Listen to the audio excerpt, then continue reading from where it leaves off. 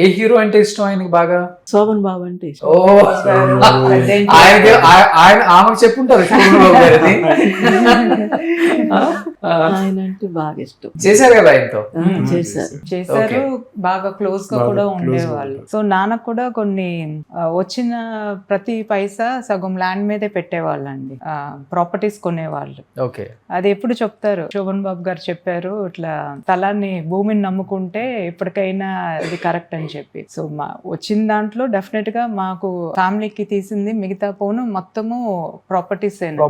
మీ ఇద్దరులో ఎవరు ఎక్కువ నమ్ముకున్నారు తర్వాత భూమిని? మురళి గారు? మురళి అమ్మలేదండి, అన్ని అలాగే చెన్నై ప్రాపర్టీస్, ఇక్కడ ఉన్న మురళి అలాగే ఉంచుకున్నాడు. మొన్న ఈ మధ్య నేను అమ్మాల్సి 500 సినిమాలు అంటే అప్పుడులో ఇచ్చే రెమ్యునరేషన్ కి ఇప్పుడు మినిమం ఒక 5,000 కోట్లు అయి ఉంటాయా?